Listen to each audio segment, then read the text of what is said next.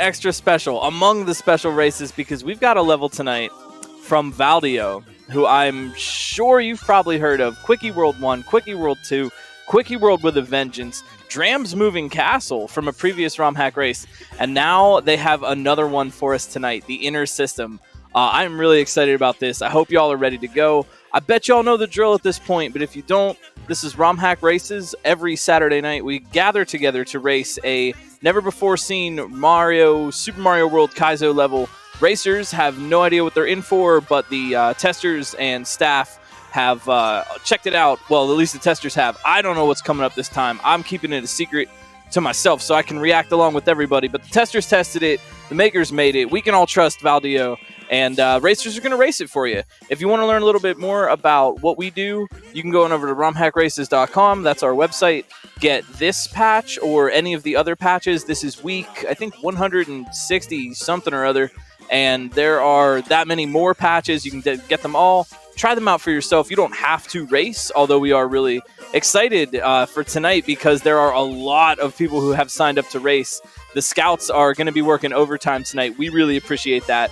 The scouts checking out everybody's stream, letting us know kind of who's taking the lead. So hopefully we'll be able to show you all the clears as they happen, but this might be fast and furious. We just hit 30 racers, which is really, really cool.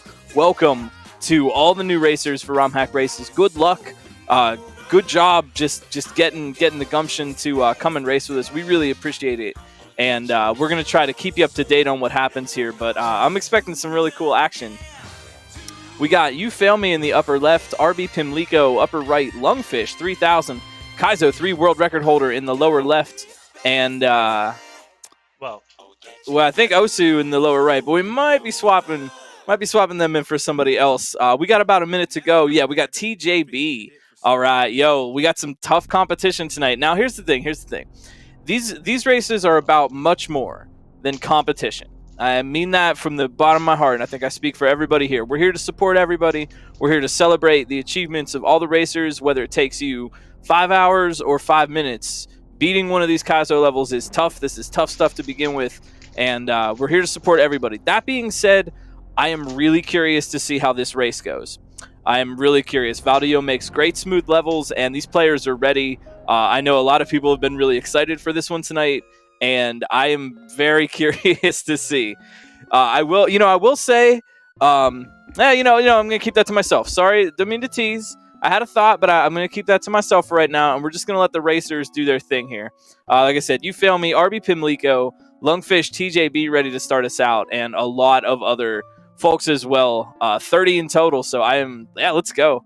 Very excited for this. What did I forget to mention? Oh, yeah, I'm GlitchCat, by the way. Hello, I'm GlitchCat. I will be giving you the play-by-play, and I think in a bit we're going to be joined by a special guest tonight. We've also got the Boxing Day Throwdown. I think we're still doing voting for that. Maybe we'll get a link in chat. That's another special event we're going to have soon, but we only have about 10 seconds here to start, so start your engines, and you all just get comfy. I'm going to hang out here and give you the play-by-play. Let's go. The Inner System by Valdio. Oh, I forgot to mention, too, length of longest section and hardest trick to figure out, 3 out of 10 tonight. Length of... There's 2 3s and a 4. Mario has fallen through a wormhole and into our solar system with no mushrooms and short on supplies. He tries to find his way home. All right. I'm like, I got to do commentary here, but I am trying to watch and see what these racers do. I'm very excited. See how this goes. Right off the bat, everybody moving. Oh my gosh. You Fail Me in the upper left-hand corner of the screen, still on a read right now. We've got Layer 2 scroll, and we've got really cool P-Speed action. This is awesome. Don't blink. TJB, what is this? Okay, not a section ahead. I'm really expecting some quick progress here. I was really excited to see how this is going to go. RB Pimlico in the upper right. So we got P-Speed, we got running, and the Layer 2 is sinking. These platforms, the squares are moving side to side, and looks like we're going to be needing to do P-Speed management, which is a really cool thing in SMW. It's a little bit less sophisticated than the P-Speed management in SMB3, but Revelug, in the lower right, looks like they've already got out of the first section. So P-Speed in the first, RB Pimlico close to the door in the first section as well. And yeah, this is going to be a fast and furious race, so kind of hold on to your seats. If you have questions or anything, please feel free to ask. Some of the mechanics here are going to go by really quickly. Revelug, oh my word. Third section for Revelug, one ahead right now. B2DE, lower left, second section. Second section, we've got this, wow, this is such a cool level to see another thing from Valdio. Here goes Detu, second section. TD Warrior, second section as well. Revelug still in the lead. We have not ever seen, this is something I hesitated on saying, we have never seen a one-shot of a checkpoint section or a level in Romhack race history. So if we were to get some here tonight, I believe that would be a completely historic first. And Valdio is just a kind of challenging but smooth level designer that can pull something like that off. B2 and Revelug, third section, bouncing on Goombas, swim with the grab block, and kind of navigating through. If you touch the fish with the grab block, you'll break it, and you have to get to the end before the grab block timer expires. And then the kill. I like that kill. You have to actually bop the Hammer Brother, the amazing flying Hammer Brother, as they are in the manual. Got to bop the Hammer Brother from above, which is the more difficult of the two ways to kill it. Or I guess there's three ways. You could throw an object at it, but hit it from above or below. Much more difficult to bounce on its head. Here's Louis Duce and TJB. So we got a big race now. Third section. And a lot of these racers have already seen the door, but it's the Hammer Brother that's kind of holding them back a little bit. If we could get a confirm, if any of these checkpoint sections have been a one-shot, I just wanted to point out that that would be, I think, a first for Romhack races. I don't think anyone has ever one-shotted a checkpoint section. There's never been a one-shot on a level, but that's. I was just a little bit curious to see if that would happen tonight, given the popularity of the level and just the smoothness that Valdio tends to make things. And Louis and B2 Revelug, what the heck? 3 for 3 on the fourth section. New progress here. TJB needs to catch up. This is such a close race. Oh my gosh. Louis Duce with the reeds right now, respawning. So these are, oh gosh, there's the orb. This is going to be tense.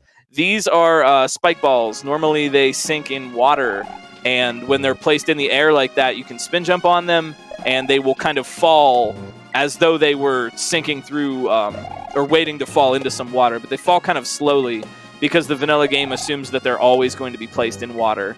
So the idea here, respawn, yeah, wait for the vine to grow, and then respawning the spike balls so you can stay in that area because they're falling and you have to just get out of there. Here goes Louis. This is going to be a fast end, and it's anybody's game right now. Lungfish in the upper right, same thing. It is literally anybody's orb right now. Louis Duce, though, could be it for Louis. Oof. Didn't quite get all of the horizontal speed on the platform for the momentum. B2DE. Nope. Oh, this is so cool. RB Pimlico also on section 4. We could have another challenger. This is so cool. I'm trying to do commentary. I'm also just like really excited watching this. Lungfish, oh, grabbing the vine. No, can't spin jump off a vine. So needing to not press up or down when crossing over the vine, which would auto grab it. Yeah, the vine is a little catch because you have to either be, I mean, honestly, if it were me, I'd be neutraling, and I'm assuming that's what some of these players are doing. Here goes Louis, maybe not to be defeated twice. Could this be it? No! A little bit slow, but Louis has learned how that jump is going to work now, so it's just consistency. I haven't seen anybody get past there. Jen Morrow and Quiet Mason on section 4. 2 more. That puts 4, 5, 6, 7, 8, right? No clears yet on the fourth section. But yeah, the vine is a little, it's a little catch because, I mean, I would be neutraling. I'm assuming some racers are, but you could also just press left and right. DFD on section 4. This is intense. Only Louis right now, of the 4 we've seen, has gotten to, I guess, what you could call the final jump. And that's, wow, it's so clever. These, when you move off screen, the spike balls want to fall toward Mario. So when you're approaching them from the left side, they fall moving right to left. And when you respawn them, they fall the other way, which is really clever. Here goes Lungfish. And Lungfish falls to the same jump that took Louie down. Osu, Kagem, and you fail me on section 4. This is so tight. Revelug's turn. This could be it for Revelug. Lower right. Nope. That's a trick at the end. Here's Louie again, and they know about this jump. What are they going to do? Nothing. Lungfish's turn. Can't get over. B2 trying it. It is literally down to one jump right now. Here's Revelug. There it is! Yo! Revelug gets it first. Louis Duce right behind. That's less than a couple of seconds. Wow. Nicely done. Well played. Revelug and Louis Duce by literally 2 seconds. Unreal. That was great consistency on Revelug's part. Just getting there again. They knew they had to do it. They knew what was going to have to happen. And they got there quickly. B2 with a shot at it. Nicely done. We may need, oh man, we may need to retime this. Aw, geez. I like, that's, you know, I kind of like to hear that. Pretty cool. Halcyon, Genmaru, B2 in the lower left. Yeah, that was, I saw like 2 seconds on the clock. That was really cool.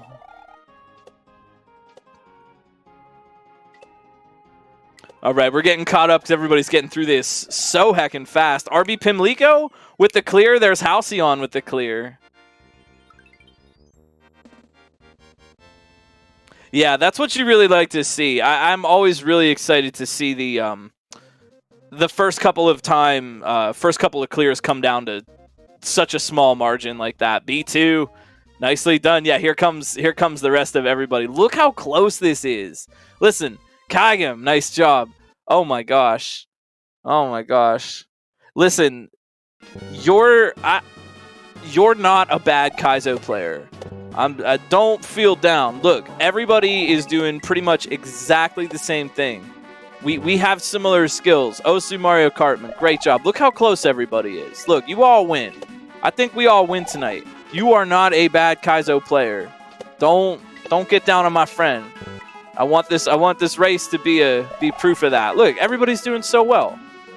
Look how cool. Look how cool. We got Genmaru. We got Defy by default. We got Germdove up here in the upper right.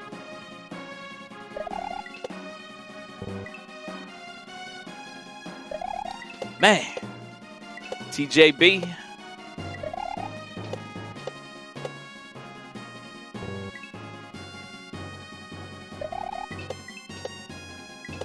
Yeah, it is so refreshing. And I want to say personally, if you're not following, go and check out Valdio on Twitter, on Twitch. Check out the other Quickie World hacks if for some reason you haven't got a chance to play them. Quickie World with a Vengeance just came out. It was excellent. Check that out. Valdio has consistently been just an excellent maker and a really, really kind person. And I believe Kaizo won 100% world record holder. I haven't seen if that world record changed hands. So according to me, Kaizo World. Oh my gosh, I can't talk. Kaizo Mario World 1, 100% speedrun world record holder. Valdio has really, really provided the community with a lot of fantastic levels and hacks over the years, and this one is such a cool level, fun race to watch. So if you're not busy, go check out Valdio on Twitch and definitely make sure that give them some ups as well. Germdove, nicely done.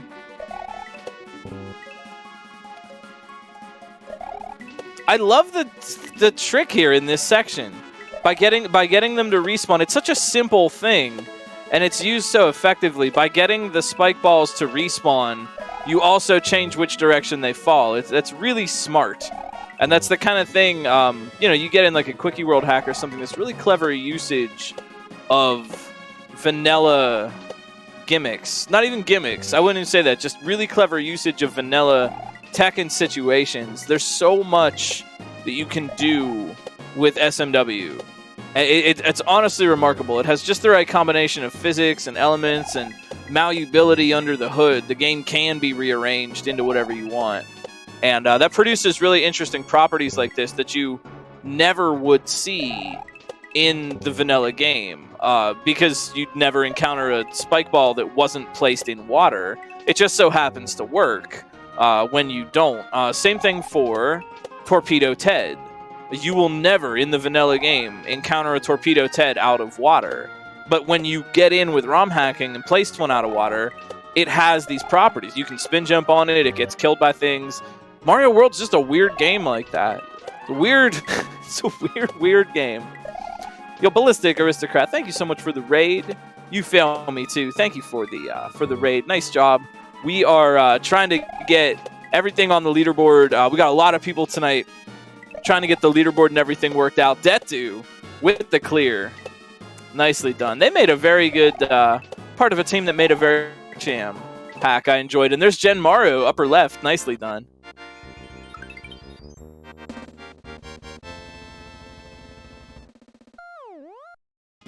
MC Banjo Mike. Yo, what's going on? Upper right, Proto Pizza in the lower right. TD Warrior and Defy by Default. And yeah, that's, SMW designed as a playground or a tech demo of the Super Nintendo to show off all the stuff that the new console, the scaling, and the Layer 2, oh man, parallax, all this stuff. So it was like, it's just a perfect storm. I don't. There's something kind of magical about, specifically, not to say that it's bad, the best one ever, but it certainly is unique in how malleable it is. There's TJB and Proto Pizza with the clears. This is fast and furious, man. I just give us a sec here with the leaderboards, because everybody is coming in like right on top of each other, and it's awesome. I'm here for it, but normally they spread out a little bit. MC Banjo Mike, haven't seen that name before around Romhack races. Great job with the sub 20 clear. I really like seeing all the new racers that came out tonight. This is great. I mean, seriously, like, we've seen how many clears by now, but don't think that, these players that are still playing are bad. Like, no. This is sub 20 minutes for a Kaizo level. That's phenomenal. This is just good racers tonight. I think that's all we ever get here. Silent Snake 20. What's wild is we don't even get to see the first sections of the level anymore. I guess you'll have to go over to romhackraces.com, get the patch, and play it for yourself, because everybody is so quick. We're only getting to see this third section. TD Warrior, nice job. And Defy by Default, well played. Well played.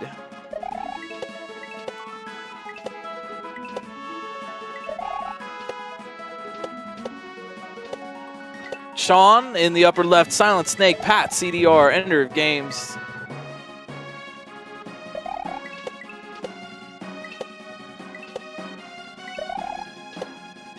Oh, those are little...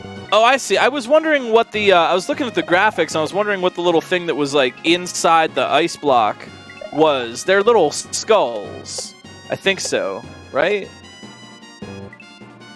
I was just curious. I thought they were, like, mushrooms, like, frozen in there. Yeah, I hope everybody is having a fun time. If you are, please feel free. Follow the racers, first of all. They're the ones doing the bulk of the hard work tonight. Follow the racers. There's a ton of cool people playing Kaizo on Twitch.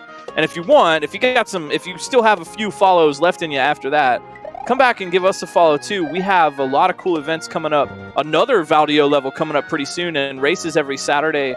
We also are going to have the Boxing Day Throwdown, best of the best as voted on by the community. Favorite Romhack race levels, and kind of like an audience votes race on Boxing Day after the holidays. So check that out too. Defy and Jim Mario, thank you so much for the raids. Y'all did great. Y'all did great. I don't know what kind of a world you're living in if sub 15 minutes is a choke. That's a very fast time. Good job.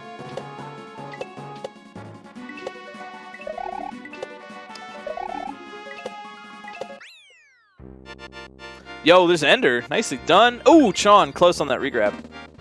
I like how the final jump you have to undercut. That's cool. Not everything is a full jump. And I like that this level uses that. It's It's one thing to just, okay, hold the jump button all the time and just stick your landings. But bounce combos, as they could be called, they kind of get to another level of complexity when you don't do full jumps every time, right? Having to do that final bounce. Here goes Walking Eye for that. The very final bounce, if you were to hold jump the whole way off of the spine you just landed on, you won't make it in time. So designing bounce combos with cuts like that and being able to kind of undercut your jump and let go when you need to do that kind of midway jump is an important skill to have. Yeah, Walking Eye, going to try that same exact jump. One, yeah, down onto the one and then over. And if you full jump off that first one of those two, you won't make it. Here goes Sean. Yo, there it is. Nicely done. I'm proud of y'all. Proud of you ones.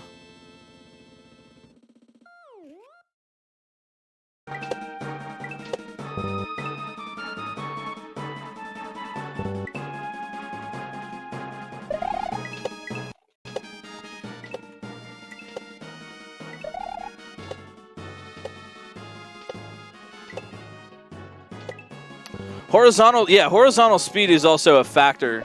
The more, the more of if you get hang time off of a jump, the more diagonal motion you have in the air, you are generating amounts of momentum, even if you're not on the ground. Which is why a good strat sometimes, if you're standing on a one tile, like say you're just standing on a block and you need to make a high jump, jump off and hang to the left, pull back to the right, land on the block you were standing on, and then jump. Because in the air, you've generated that many blocks of space-time of momentum. But, I think we got a special treat for everybody coming up here. Dr. No behind the scenes helping us out as usual.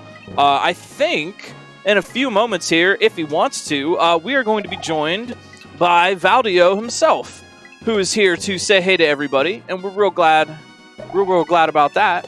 I think they're just kind of hanging out, and Doc is working on arranging a meeting. It's tough to get some time. He's very busy making great music and great Mario levels, but might be able to swing by and say hey. We got Zaplex, Silent Snake, Pat, Walking Eye.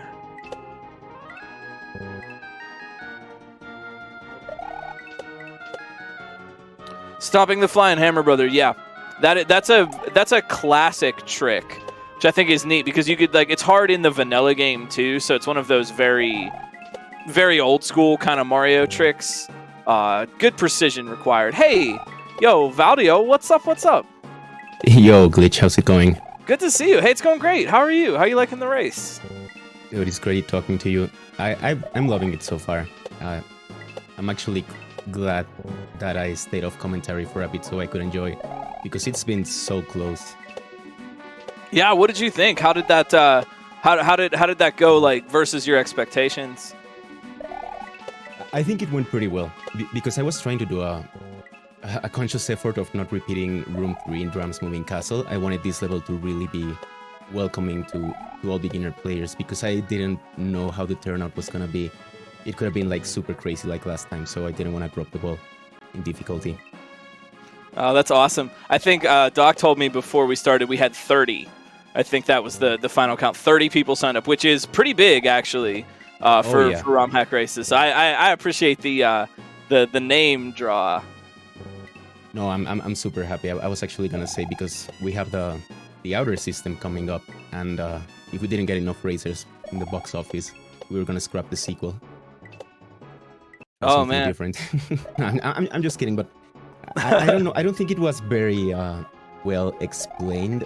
But every room is supposed to represent a planet in the inner system, and next level you kind of know what to expect. Gas giants and ice giants. Oh, that's really cool. Oh, that's really cool. So yeah, we do get the part 2. We get another level from you in I think 2 weeks. Yeah, that's right. That's January 8th. No, Cool. 3 weeks because we have the thing.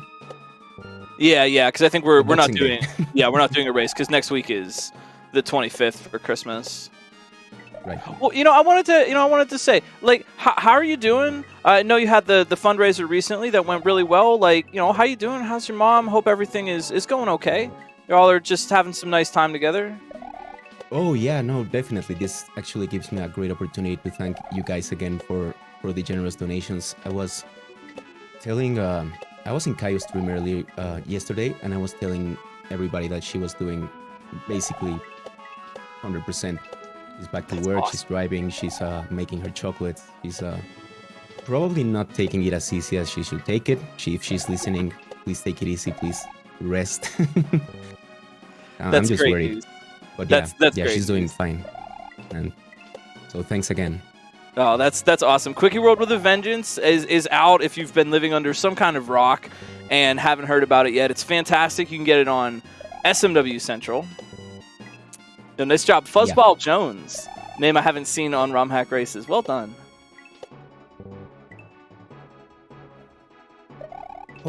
Oh, you're reminding me that 2.0 with all your emotes and secrets and ports is coming out pretty soon, probably around the time of the second race level. Oh, that's really cool. That's cool. So yeah, it has like all the emotes and all the secret rooms and stuff. That's awesome. Yeah, anything you want to talk about or share with us, that's the floor is yours, my friend. Oh no, I don't want to like just shamelessly plug stuff, but oh, you definitely should. Oh no, I will listen. You just tell me and I will do it. No, feel free. You're the man of the hour here tonight. no, Pat, I CDR, really nice. appreciate it. And GG's to everybody. Like, I don't think a minute passes before a person clears the level, so I'm really happy about that. I'm happy that nothing was like super difficult, that it separated players from different skill levels. Everybody seems to be doing great. Nothing too cosmic brain. Yeah, I definitely, I mean, seeing a lot of, watch the races every week and do the commentary, and this one in particular had a lot of clears that were seconds, less than a minute apart from each other. Even not the first couple of races, but the places all the way down. I think probably all the top 20 places at this point are very close to each other, and like that is always the sign of a well-made level, that multiple different people can approach it in the same kind of way. Are there any like I don't know, any kind of like design philosophies, any kind of wisdom you could share with us? I'm just being silly. No, the only thing I could say is, to me, always less is more. The less moving parts I have in a level, the less opportunity I have to confuse the player or have them a chance to, cheese the level. So, with the exception of Earth, I almost tried to avoid anything that was living. So, first two rooms, only flames or platforms. But yeah, less is more. That's what I want to say. I sometimes see levels that just confuse me because they look like Mario Maker contraptions. Yeah, I've always appreciated that about the whole Quickie World series. That kind of, I like to say, elegant simplicity. You get the most out of the elements, especially in the final fourth room here with the spike balls that respawn in the opposite direction. I just think that's so classy.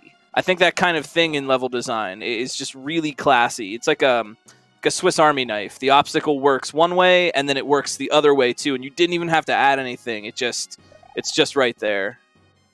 Yeah, the sea mines are amazing. I think this is the first time I actually utilized them, and I fell in love with them because, yeah, you can do all sorts of great stuff with them.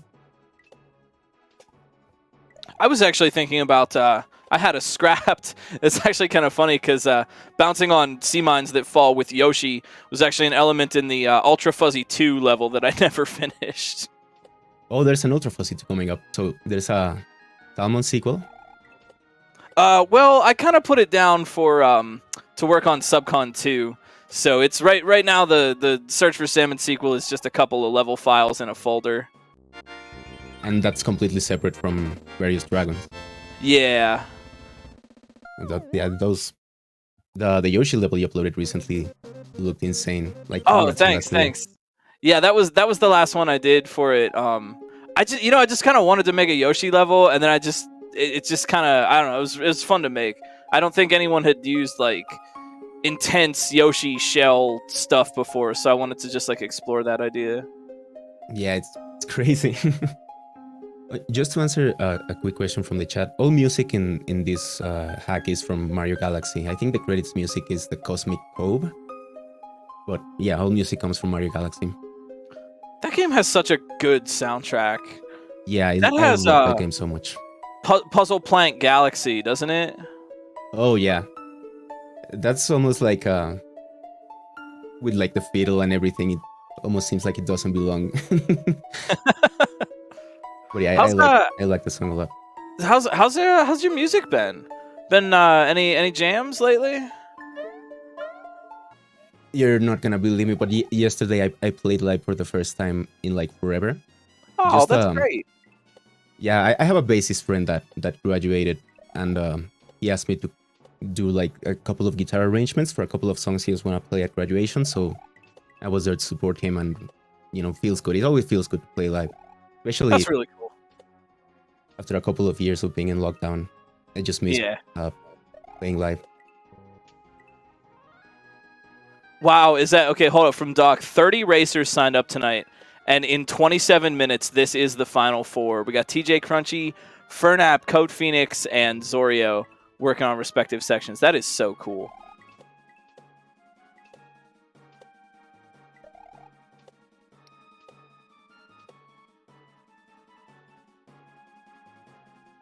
Hey, I wanted to say, too, don't forget, if you're having fun hanging out in chat and you are subscribed here on Romhack Races, we've got new emotes, cool new emotes that combo with any others. So, like, your favorite streamers throw their emote in with the little hands and the trophies and stuff. We got new emotes, and just wanted to make you aware of that. There was no other part to that sentence.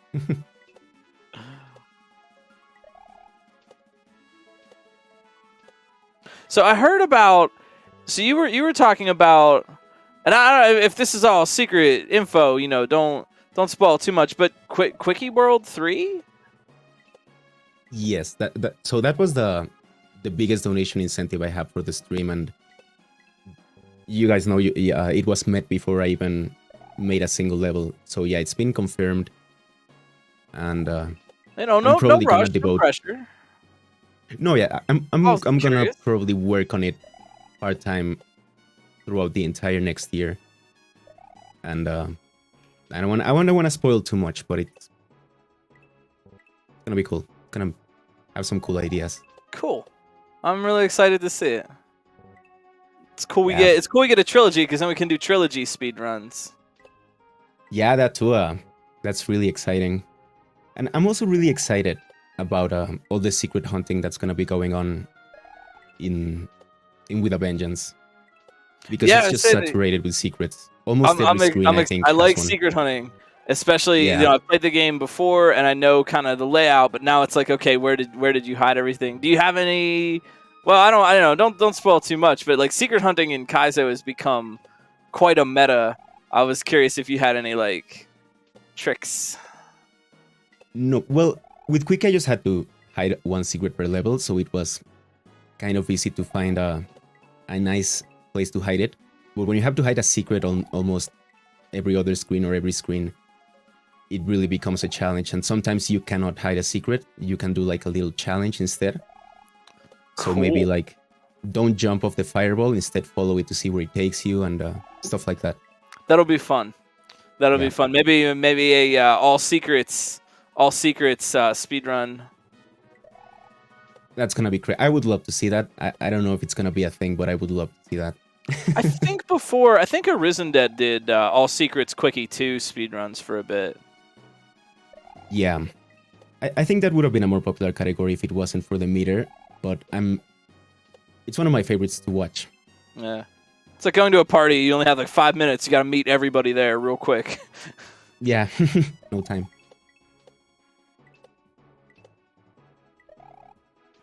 Yeah, that's true. There was the midair.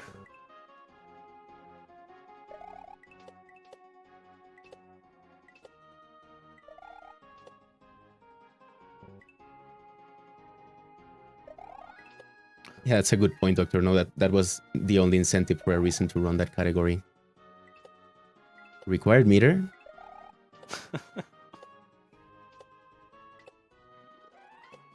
I've actually seen less required midairs as time goes on, and they've all just been put in midair only hacks.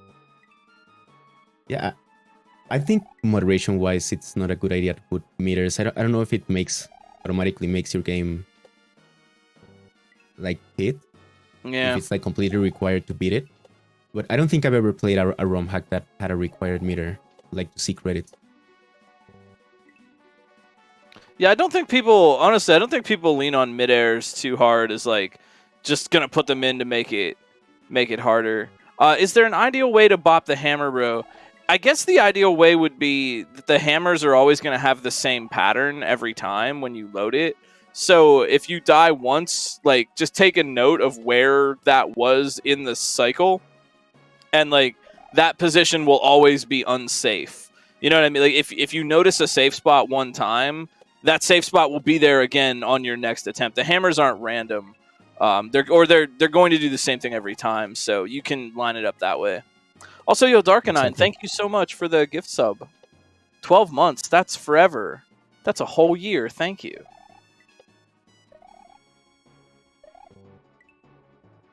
And oh yeah, like you said, fail me. Yeah, you can clear the hammer bro either from above or below, and yeah, the hammers are always gonna be the same. It's just the way it works for you.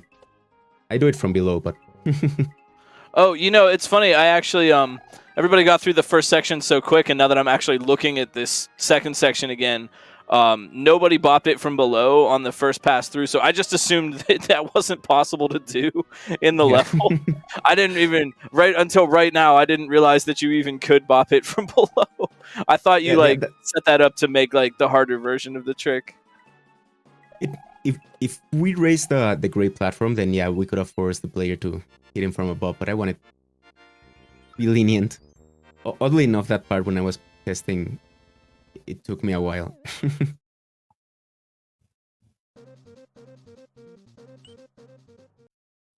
I really like, and we've seen this before. I think it's kind of like something you do really well in design. Zorio doing that reflecting fireball ride. I love those.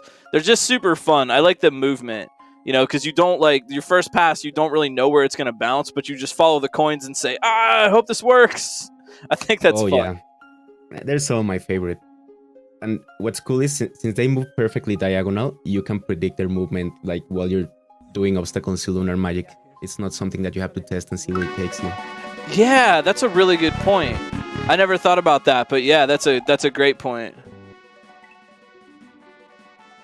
Yo, Fernap into the final room. Let's go.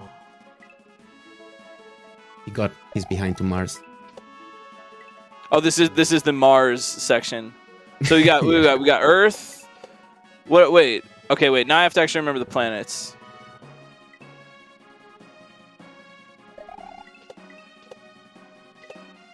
You start on Mercury, you go to Venus, then Earth, and then Mars. Right. Venus was gonna be a right to left section because it has its rotation. It's the only one that is against all the other planets. Like the sun sets in the opposite. Oh, in the east. Fun fact. Yeah, so I thought about making it a right to left section, but then some sprites don't spawn the way you want them to, so it's fine. Yeah, I always wonder why you don't see more like left moving obstacles, but then you try to build one and it's just like, oh, I get it. Nothing spawns right. Going right to left is one of the most difficult tricks in Kai, so you guys have no idea. Oh man, you did just give me an idea though. What about a right to left various dragon level? Oh, that'd be crazy. Yeah, do a mirrored version like in Mario Kart, the ability to select a mirrored version. Oh man, I have to do that now. Oh jeez, that's gonna be cool. Yeah, Nogard. Yeah, you know.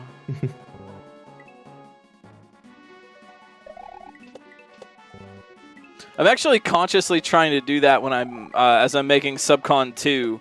I'm just like, okay, because I made Subcon 1 and I wanted to make more right to left levels, but I only made one because I forgot about them, and I have to like consciously remind myself, okay, don't forget to make a left to right level sometimes, even just a small one. Just don't forget. Yeah, go for it. Maybe there's even some patch that makes sprites like mirrored in how they spawn. That'll be cool level design. It's a little easier in SMB2 since like most of the stuff you're using is just like a really basic kind of enemy with basic behavior, like getting a Goomba or something to spawn in, like you just need it to be there walking around. Right. So it's a little bit easier with that, but I still have to just like remind myself to do it. And how's the editor in SMB2 like compared to Lunar Magic? Lovely. It's different than Lunar Magic because Mario 2 is a much different game kind of under the hood. I think the main difference, aside from just the NES, is just more limited. It'll lag a bit quicker if you put more, it can't have as many sprites. It'll flicker if there's some sprites, on the same horizontal line, just kind of NES limitations like that. I think the one thing did some crazy magic. Yeah, as compared to Lunar Magic is like you don't in SMW you have all the resources you want. You can put in blocks and sprites and custom stuff for days, and you have tons of room in the level, and you like never have to worry about how many blocks you added. In SMB2 you do. You have like 500 some blocks, and then the game it can't have any more in that section.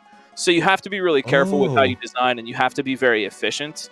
And one way to do that is, unlike Mario World, which is weird, but it saves code, in Mario 2, the ground is hard-coded.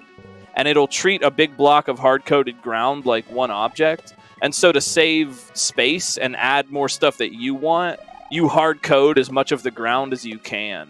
And it becomes kind of a puzzle because there's only certain shapes of hard-coded ground. And then the rest you have to like add blocks to it to like create a hill or a slope or something. Yeah. So it's a lot more like economy of blocks, and if you like that kind of like simplistic vanilla stuff, that's like the name of the game in Mario 2 design. Like you have to make one thing act like everything. Yeah, that's crazy. In SMW, you never have to worry about having too many objects. Even if they're munchers, like you can have a screen full of munchers, but it's another thing. Like I've never had to think about effective ground placement. Yeah, it's actually, I like that kind of thing because like it kind of makes design like a puzzle, and I like that sort of puzzle where I have to think like, okay, this is the obstacle I want, but I have to do it with nothing. I have one Shy Guy and a couple of bricks, and that's like literally it. And so I just have to like sit and figure out the puzzle of how to get that to work. A trick that I found is you like make the hard-coded ground, and it has like one visual style, and then you take another type of block and you layer it over the ground to make it look like it has like depth and texture to it. I've been doing some stuff like that for some like temple cave levels to look like there's like brick exposed like behind the blocks, but it all like costs. It's like SimCity almost. It like costs you money to make anything, so you have to like only use the bare necessities and get the most out of it. It's fun. I think it's like just as fun to design because of those limitations, and it's kind of why I've been focused on it. Yeah, sometimes those limitations help with creativity. Sometimes you're just like overwhelmed with options. It's better to limit yourself. Absolutely. I don't know. I think you could probably. I imagine you found this as well.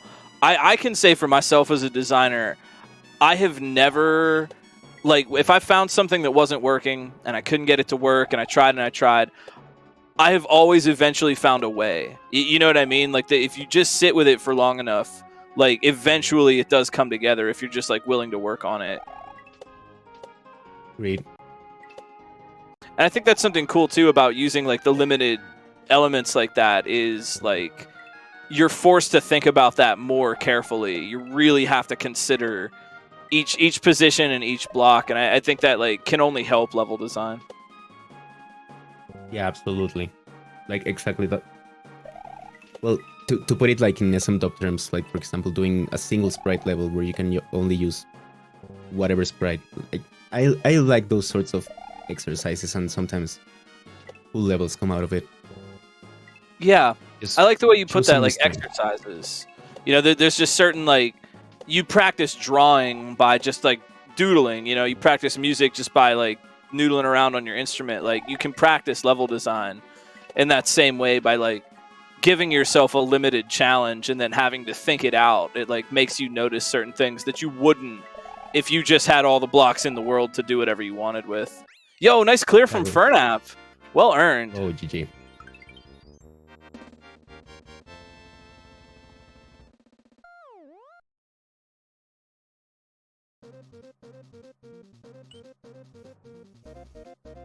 Well, again, I hope everybody's having fun tonight, hanging out here on Romhack Races. Hit the follow button. Check out our website.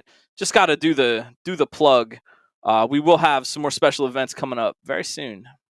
Big shout outs as well. I mean, obviously, Valdio for making the level. Thank you so much. Also, the Romhack Races team, Dr. No behind the scenes, SJ, Charlie the Cat, Kelgan, and Sojo helping us test levels. Osu on the restream, Darkenine helping us out, and D to the Fourth helping us out with the website.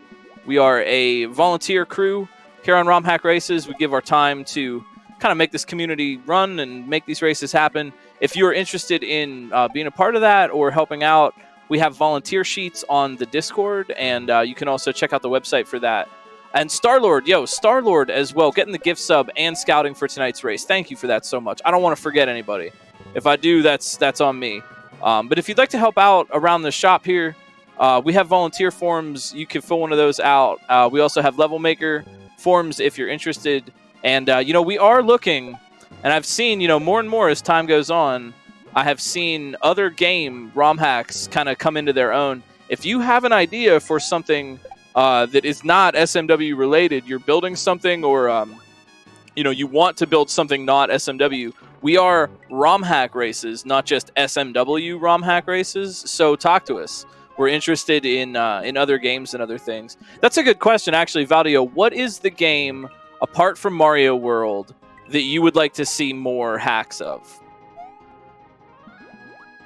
Ooh, I would love to see more hacks. It's gonna be a very obscure answer, so I probably shouldn't say gimmick, but Super Mario 3, I think. A lot of people that have made really creative stuff in SMW, I think, could go into the SMB3 editor and do something great. I've wanted to mess with it for a bit. Maybe one day I will, but yeah, I love SMB3 ROM hacks. That's cool. That's cool. I've always thought that it'd be neat to make an SMB3 Various Dragon, specifically because of some different interactions that are possible, like the Buzzy Beetles falling from the ceiling and mid-airs with large shells being way easier in SMB3. Oh, yeah. And something I love about SMB3 is the P-speed. Like, it's insane how fast you go. Yeah. Oh, that is true. Yeah. Orange Expo did just drop a new work recently. I actually have that sitting in my inbox. I should check that out. Orange Expo did Orb Brothers with all the wild customizations for that. Oh, that sounds great. I've also seen a lot of work being done with Mario Kart, SNES Mario Kart. I'm kind of excited to see what comes of that. I guess there's a new editor or something for it, or all these powerful tools. I kind of stuck my head in, but I didn't really understand what I was reading, and I was like, oh, I'll just wait till someone makes a hack and I'll play it. Yeah, it seems, I don't know, it's like watching somebody make an SM64 ROM hack where you have to know modeling and C# and man, those are so cool. And I just sit and I'm like, I will never be able to finish this. I would love to do this, but I don't have 200 years to sit and model everything. It's ridiculous. They're so fun though. SM64 has also been a area that I've been kind of interested in getting involved with. Yo, but speaking of new areas to branch out in ROM hacking, I think Dr. No has an exciting announcement for us. Hi everybody. Hi. Hey Valdio. Hey. Yo, what's up, Dr. No? How are you doing? Thank you for the Doing great, man. Oh, thank you. So I heard y'all talking about what other games you wanted to see hacks of, and I love SMB3 hacks, and I'm really excited to see where the new Mario Kart stuff goes too. But there's one game on there that I personally want to see our community get more involved in, that has some really cool tools and some really cool editors, and I'm really excited to be able to talk about this. And that game is Celeste. I don't know how much. You mean that hack of Supersonic Saves the World? Allegedly, the alleged platformer from 2018 about climbing a mountain that you may have heard of. If you are not familiar with the ability to create custom maps in Celeste, the tools available to do so are incredible. Absolutely incredible. Not just to make custom maps in Celeste, but to make graphics, to make music, to make the equivalent of ASM for Celeste, to add custom functionality to the game.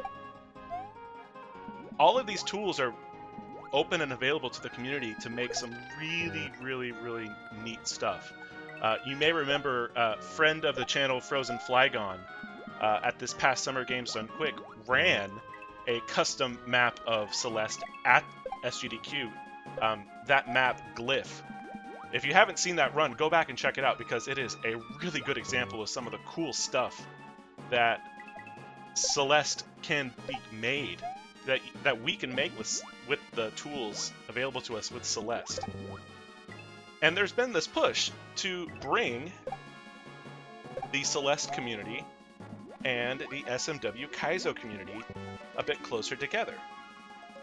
And we are happy to say that we are part, in a small part, but a part of something called the Celesto project, which is a collaboration to build a progressive, level-based Celeste mod in the style and in the format of an SMW Kaizo hack. Now, that means that we are going to be building a Celeste mod with things like secret exits, switch palaces, Star Road, concepts and things you're used to seeing in a Mario hack. We're going to be taking those concepts and bringing those sensibilities to Celeste and using the Celeste tools to bring those things to a new platform. We're also going to be bringing some people that I know you know their names. Some people who have made some of the best Romhack races levels that have been out there. Some of the most loved and some of the most feared creators in our community who are big Celeste fans, including, and I don't want to name too many names, but a creator in our community who is very familiar with Celeste and tying such things to Super Mario World. We're going to be bringing their sensibilities in and seeing what happens if you give someone who's made SMW Kaizo the tools to make Celeste levels. And we're also going to see what happens if you give people who have made Celeste levels access to the knowledge and the philosophy of SMW Kaizo. So we're really trying to bring all of these communities together. And the best part is that if this is something you think you want to be interested in, there is no previous experience in any of the Celeste tools required. We are happy to teach you. We are happy to bring you in and connect you with artists, coders, experts, anything you want to help learn these new tools. If this is something you want to see happen, we are welcome to have you in and show you around. I have a question. Yes. What's the Celeste equivalent of a shell? A shell. Do they have them? Well, do they have shells? They have Theo. Theo. Yeah, that's true, Theo. So I've played. I have played just Celeste. I didn't do the B sides. I didn't do the C sides. I didn't do the new DLC, but I am familiar with the game of Celeste and the frozen pizza of subpar quality. There is Theo, so you can Theo jump in some sense. But remember how I said earlier that the community around the Celeste has worked really hard to introduce custom graphics and custom, what they call helpers, but what we would call ASM patches to Celeste. So we are very close to a if you can dream it, you can build it mentality with Celeste. Okay, this is fun and intriguing. I jumped on this project myself. I haven't really dug too much into it yet, but I am intrigued. Hey, yo, big shout-outs. Code Phoenix. Uh-oh. Code Phoenix, after a Herculean effort, making her way through to room 4. Hey, good job.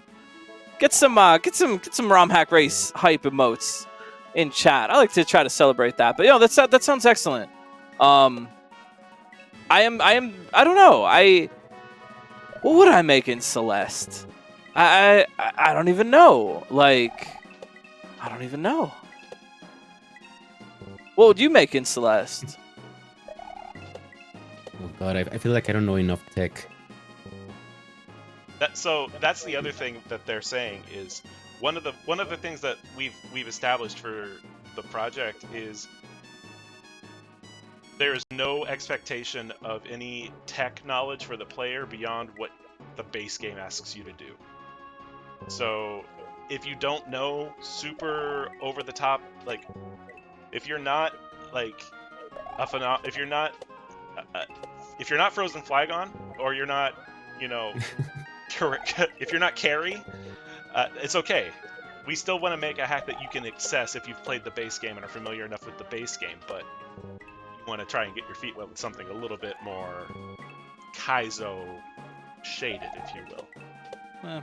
And that makes me think, too, that you can make a sufficiently ridiculous level just out of moving and jumping. Moving, jumping, dashing, that's already, like, you could make something ridiculous just out of it. In the same way you could make a Kaizo level out of Goombas and just blocks. Like, you could do that. I think Valdio has done just that, actually. Has made that kind of a level. Which one are you referring to? Goomba Jam. Oh, yeah. That one. I always forget about that because I always skip the Goomba at the end. Bullet Bill Jam. Actually, you know what's funny is I went back and was running Luminescent for a little while, and then I went back and ran Quickie World. And I think the world record is 11:59, and my run being rusty was like 20 minutes. Wow. It was really like, I'm like, wow, I'm really out of shape on this run. It was funny. Now that I think about it, I don't think I played Quickie 1 in years at this point. Yeah, it'd be fun to go back to it. Yeah, I've always said I'm still a bit surprised that record is standing, but at the same time, I get it. No, yeah, I remember Machok went after it for a while, but it's just two very crazy precise tricks and then being nervous the entire rest of the run. Yeah, more difficult. Yeah, you do that. Yeah, it would. I mean, you just do the run and you do the Linked Edge Shed spring drop, and then you just complete the run deathless with all the little optimizations. I understand why it's kind of like, it's less of a run and more of just do that one exact trick and then do everything else. Although, like, I don't know, it's been come through for strats pretty well, but in theory, there would be some big time saves that like a human has never got.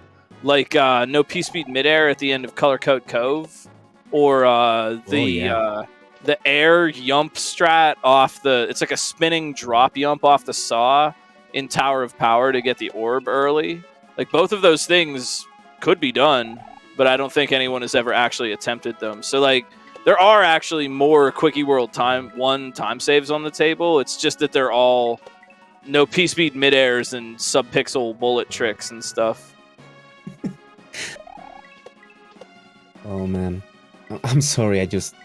Freaking Kaio, I don't know if you guys know what Danny Boy percent is, but if you guys are interested in running Quickie to both switches, but no special world, that's Danny Boy percent. And it's a free world record. Oh, God. Sorry, is the Quickie 2 record, that's deathless by now, I would think, right? I think Stu's run is probably deathless. I would imagine. Oh, Code Phoenix. Nice try on the end there.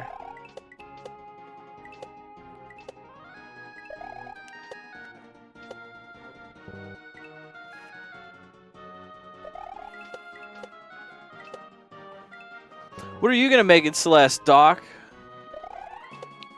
A jellyfish level? You could make a jellyfish sky tree sounds like I don't know if I want to make people mad at me though. Well, okay. Well, weren't you just being like, we're gonna bring Kaizo to Celeste, and now I it's know. all, I don't want to make people mad at me. What the? Well, What is this? I didn't say I didn't say I wanted. I didn't. I'll be happy to let other people get mad at them. But no, I was trying to think. I Of, hear you. what of the like stock Kaizo levels would be most fun to make in Celeste? And to me, I don't know if I feel confident enough in my own design to really do it justice. I really think if we have and I know we do because I've seen who's on our team, whoever decides to really commit to it and make the first real honest to goodness Celeste Ultra Star is going to have a real fun time doing it. Oh man, there's a ton of potential for that. Wow. Yeah, that really is kind of it too. It's just like, think about like take a Celeste word and a Mario World Kaizo word and just kind of smash them together. Jellyfish Ultra Star, Theo Skytree, 5-room castle. Yeah. I'm just worried about what's gonna be the equivalent of a Kaizo block, or if there are gonna be Kaizo blocks in Celeste now. Oh man. I mean, Kevin blocks are kind of Kaizo blocks. They have a face. Yeah, maybe you could take a Kevin and like hide it somewhere so you don't notice that it's the wall, and then you dash into it and oh whoops, that's a Kevin, and it grows you. Sorry, I had to.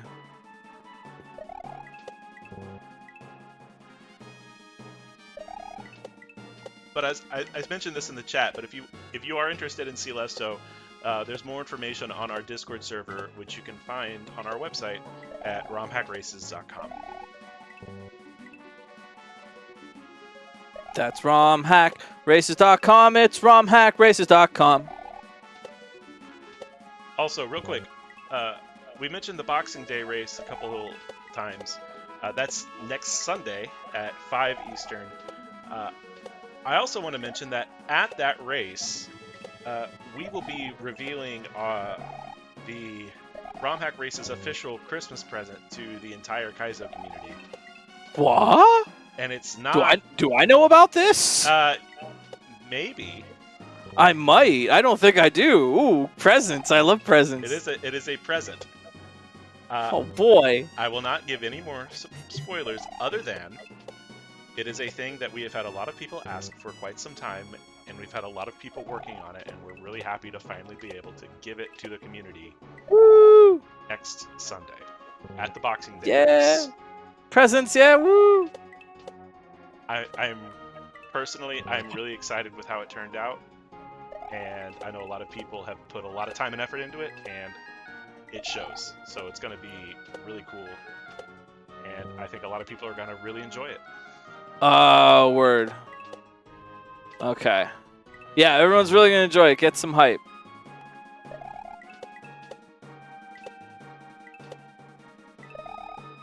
And you know what? Boxing Day... It should be Kaizo Boxing Day. It's like too perfect.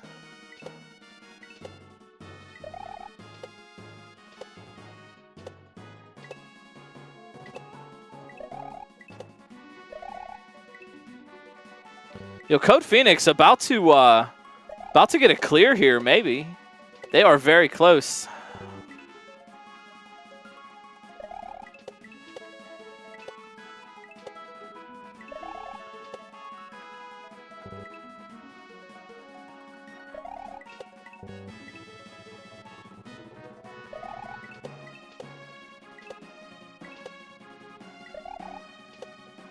So, like, how are you doing, Doc? How's your December? I'm doing pretty good. It has been a bit of a mad rush to the end of the year, but I'm happy to be here. I'm happy that got such a really cool level and had so many people come out to race it.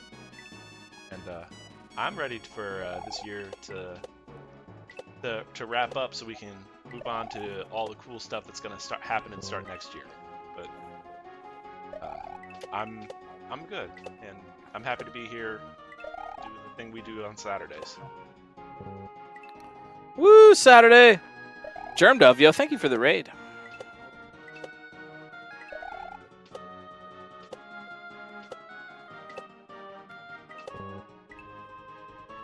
I will say for my part, I'm still working on secret SMB2 Romhack race level stuff. I would like to do that. Probably not till like at least next year. Would I have something ready to go? But I do have a few things that I'd like to share and show off. So there may be another GC7 level at some point.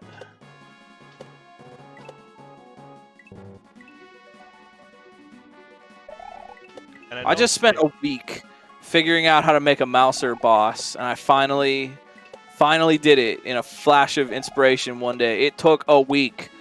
Moral of the story is, don't make Mousers. That's another thing too. We were talking about the difference between Code Phoenix. Yes, there we go. Hey, nice jump. I'll say we were talking a little bit about the difference between SMB2 and SMW design. And another thing about SMB2 is that if you thought it was tough to make like a Big Boo or a Wendy or something in Mario World, it is 100 times harder to do that in SMB2 because at least in Mario World, you can have Big Boo plus Eerie Swarm. You can add a lot of stuff to the boss and it still works. Not in SMB2. The boss is like a massive sprite that creates more sprites, and you pretty much have to just figure out how to design a room for it because you like can't add anything else at all, which is painful. You can only mess with the terrain. Yeah, well, like for example, like Mouser is a big giant sprite who also throws bombs, which are sprites repeatedly. And so if you add like one or two more sprites into that, the whole thing is just going to lag and be terrible. So you pretty much just have to like figure out a room to put Mouser in that is like interesting because blocks obviously don't create lag. So it's like extra annoying. Like imagine like you have to make a Big Boo boss, but you can only add one other sprite, not a swarm, just like literally one other sprite. And then you have to figure out how to make a good Boo boss out of that, or a Wendy or a Reznor or whatever. Yeah. Actually, a good tip for that is use layer 2. You can always use layer 2 in your bosses, and you can make some really interesting stuff without adding sprites. That's something SMW's definitely got going for it. Yeah, that is true. Also, MTI, the wart fight, the vegetable shooter, when you fight wart in SMB2, the vegetables pop out of that machine. That is a specific sprite that does that, except for that sprite is hard-coded to only spit out vegetables exactly in that location. So you couldn't, if you want to have it, like it doesn't matter where you put that sprite on the screen, it will generate vegetables only in that exact spot. And I think if I'm correct, it only works in World 7 anyway. If you would place it somewhere else, it just wouldn't do anything. I don't remember though, but maybe. But yeah, that's another one of those limitations that like you pretty much just have to design the fight around where the vegetables come from because there's nothing else to do. Yeah, I think it's probably the same case with Mario 3, right? You cannot have anything in your Bowser, for example. You can like yeah, I would say likely, likely. But I haven't messed with Mario 3 as much, given that it runs on the NES, I would guess. So Mario 3 is one of those games that, like, if you sneeze at it wrong, it breaks. Oh, yo, by the way, too, talking about Mario 3, did you see the new task that 100th Coin did? 19 frames to beat the game. Frames. What? Yeah. Yeah. He wrote a whole giant essay on it, and it's ridiculously cool. There's all kinds of complicated overflow stuff that goes on. And yeah, it's not only the fastest. Is it down to 13? I thought. Oh yeah, he did bust it down a little bit. It might be 13, but it's not only the fastest Mario 3 task, but it's also the fastest task of any game. It is the shortest amount of time to beat literally anything, which is pretty cool.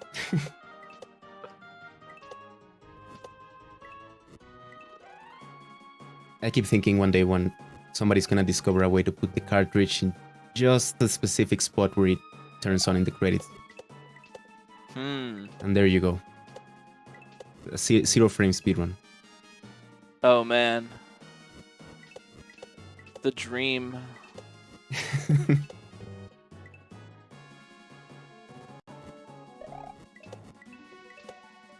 Is this Zorio's first race? I think so.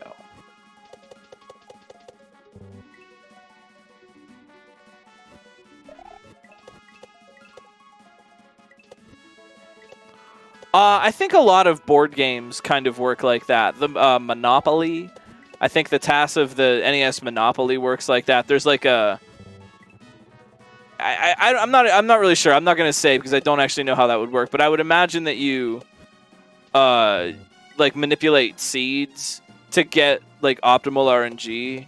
Just like how the game Candyland can be beaten in like 2 moves if you just draw the right cards. Kind of like that. You get like optimal seeding. Monopoly, I know Clue. There's other ones.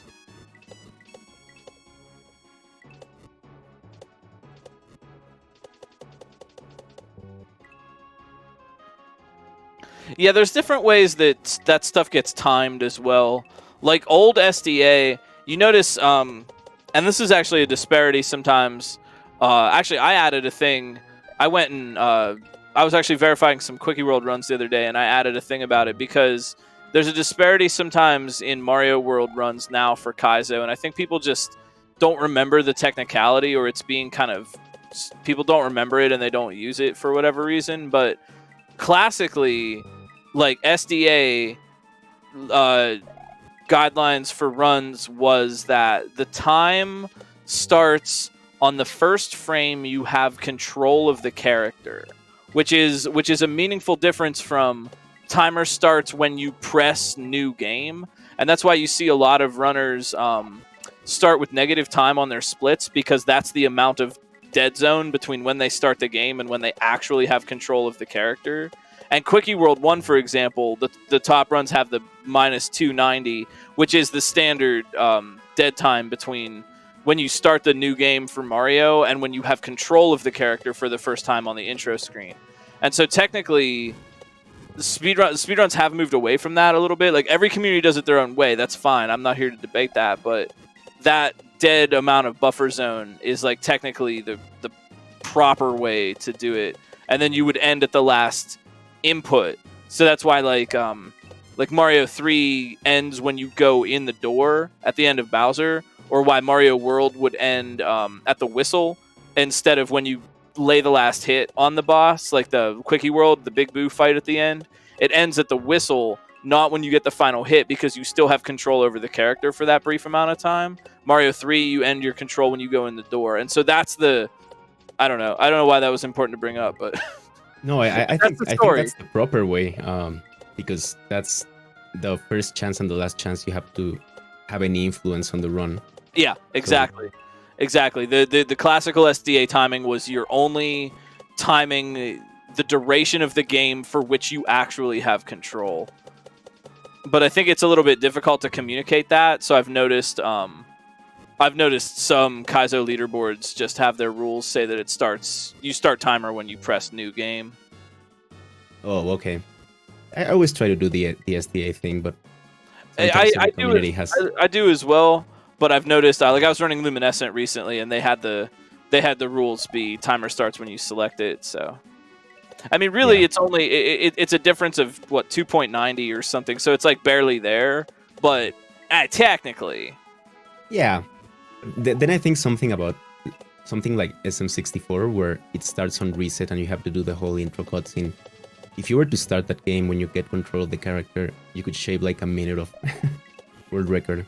They changed their timing, but it's done that way since such a long time ago that I'm not gonna change. Yeah, and even before that, the old like summoning salt stuff, the Japanese convention for some runs way back in the day was what we would basically call like a human theory or a segmented run now, that they would just play the level, do the best they could, and then rewind until they got the best attempt, and then submit that as a run, because they did play all the stuff.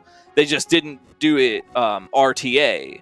They did it segmented. Yeah. So even like that convention is even older, which just goes to show you that speedrunning has always been just a bunch of made-up mumbo-jumbo, and you can do it your way and have your fun. It just goes to show that we just made all this crap up. Yeah, there's no like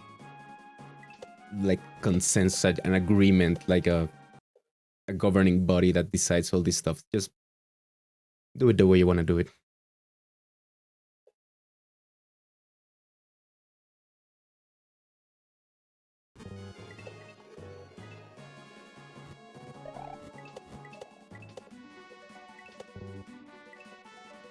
Yeah, there's very few runs that come down to the frame count. One I can think of, I mean, obviously like Mario 1. Yeah. I also notice I ran DuckTales for a while, and DuckTales is also like has a thing like if you are submitting for the top 10 spot or whatever, you have to like include it down to the frame because that actually ends up mattering. And I can think of very few. I mean, not even Quickie 1 or Kaizo 1 or Dram is down to the frame yet. Yeah, no Kaizo game has reached that level of optimization, I think. No. Or at least maybe optimization, yeah, but competition. I mean, there's still even Quickie World. There's still like whole seconds to save. I made a note at the time when I submitted that my sum of best at the time of the 11:59 was actually 11:52, which would have included like the Link Dead Shed or whatever. So there's still whole seconds to save. Yeah, that's plenty of time considering how far the run has gone. Also, Excitebike. I don't know if anyone else has been watching. Andrew G has been doing a lot of Excitebike recently, and I have become rather fascinated with that run. It's another one of those 5-minute runs where you just have to play perfectly down to the frame, but only for 5 minutes. It's actually kind of cool. It's a lot like doing mid-airs in SMW because you want to hold forward and then you want to tap left. So you like do a really quick left-right in order to go fast. It's been interesting. Yeah, I don't know. I mean, I don't know. I shy away from the discussion because I don't want to seem like I'm just trying to toot my own horn. But I think Quickie World is one of the most optimized Kaizo runs out there. There are others. There are absolutely others. Oh yeah, definitely. Like even for an easy game, getting that world record is so difficult just because of how optimized it is. Yeah, there's the Rainbow Road. You can get the P-Speed. I did not do that. There's a minor time save in Tower of Power that I didn't do, actually. You can avoid the thwomp at the start and not spin on it and just jump right over it. I don't think that was discovered at the time. That's like a second. I would say without, honestly, a sufficiently motivated player could probably beat the Quickie World record by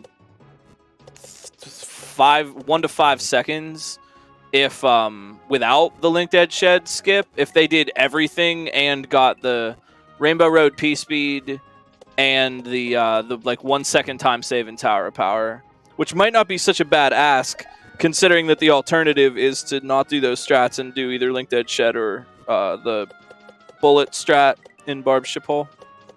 Oh yeah, that one's I just like really talking about amazing. the Quickie World run. It's fun. Yeah.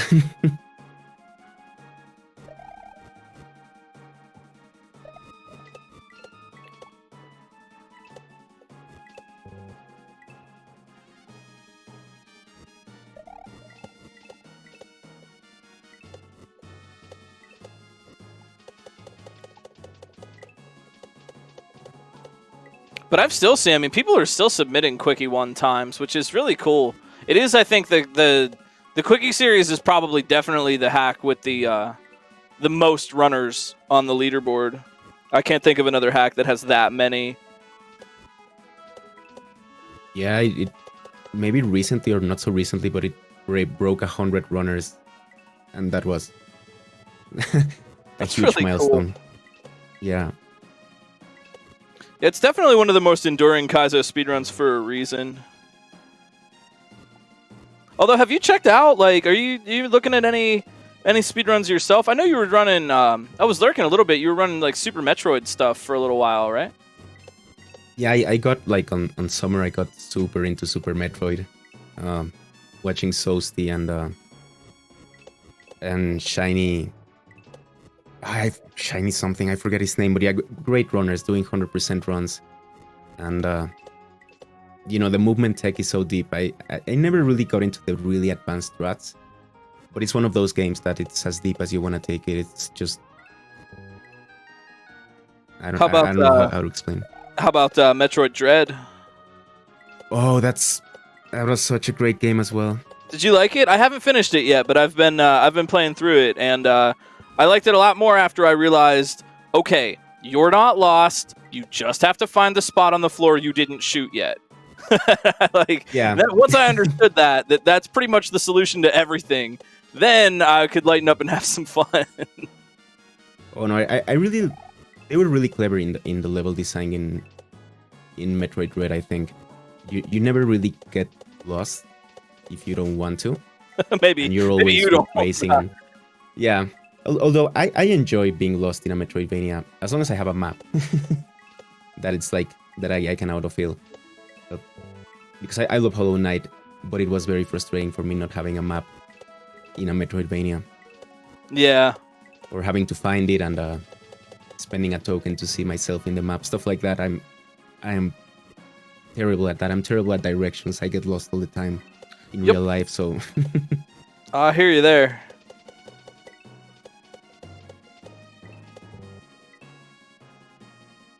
There are 113 runners on the Quickie World leaderboard right now. That's wild. oh, that's insane.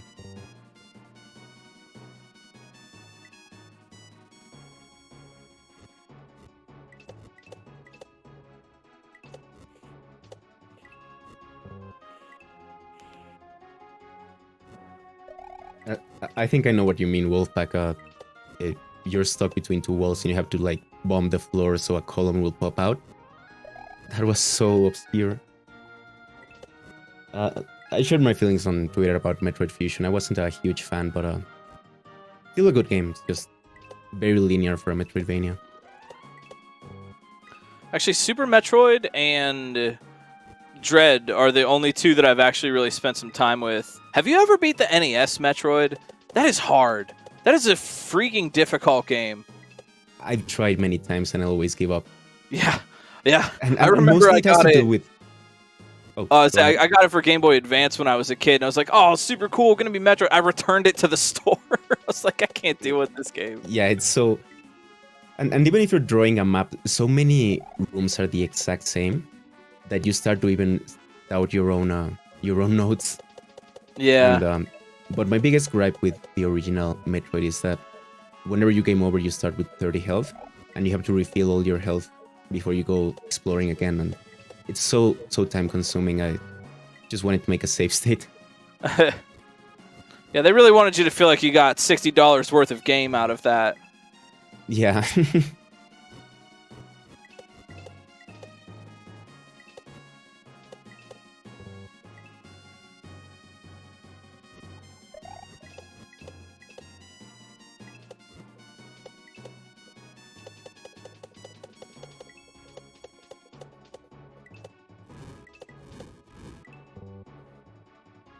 Yo, Zorio, working hard on this final section. Can we get a few encouraging emotes in chat? Or, I'm sorry, this isn't the final section.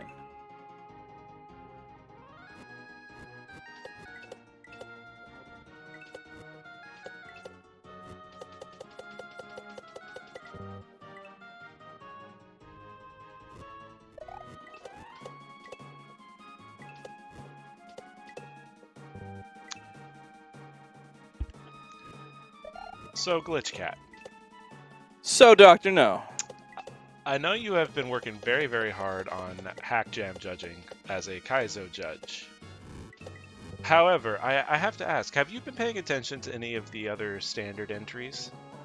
I have seen a little bit of our good friend, yours and mine, Amethyst Rocks, play through some of the standard entries, but actually, I have, for the most part, avoided Hack Jam streams because I want to experience them myself for the first time.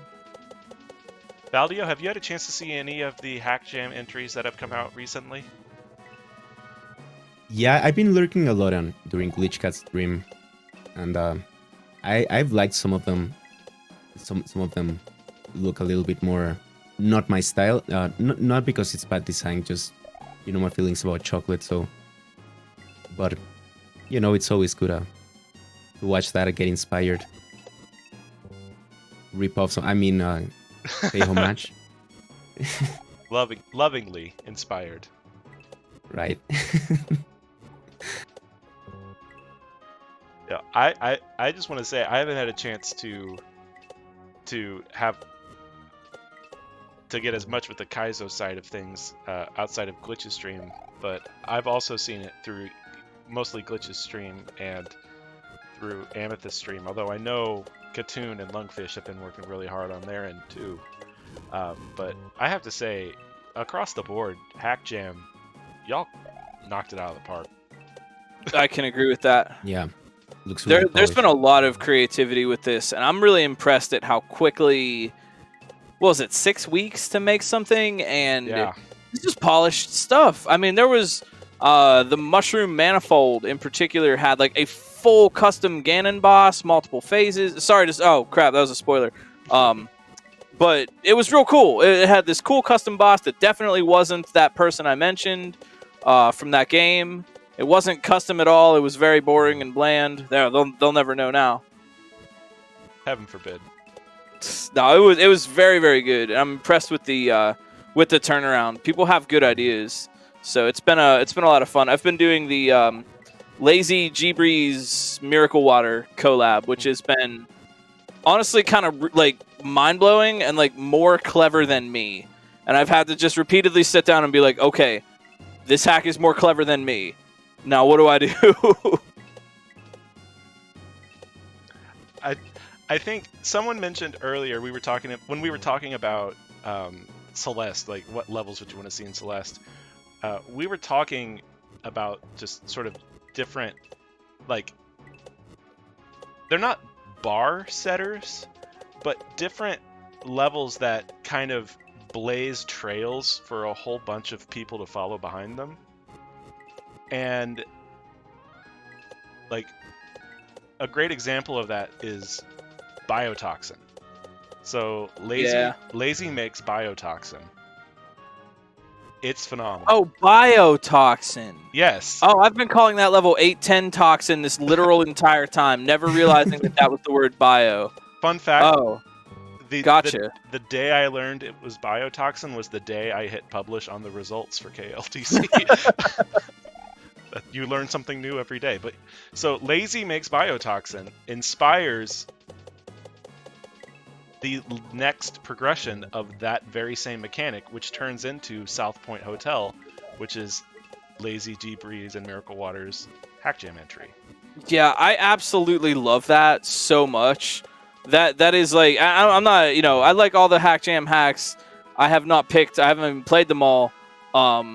But I love that concept because score in Mario World is, I don't want to say criminally underutilized, but it's underutilized in the extreme.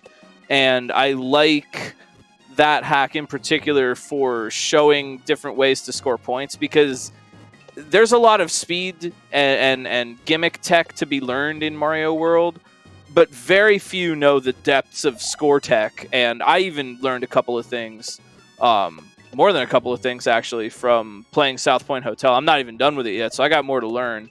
But I'd love to see score have any kind of meaning at all. I mean, it basically is this vestigial thing in Mario World. It's a holdover from the arcades when they needed to give you a point to play the game at all. But it's really, really nice to see. Or like the score and other underutilized parts of Mario World, like how Luminescent hid the bonus area inside getting the gold tape stars. I thought that was just genius, because it takes this element of Mario World that never had a point or a purpose, and it in Kaizo, and it elevates it, and I like that so much. There is so much cool score tech in Mario World and Mario 3. Honestly, Mario 3 is perhaps even the cooler high score game, because the tricks are less cheesy and cooler to set up. Mario 3 has, and I could talk your ear off about Mario 3 high score tech. It's very fascinating.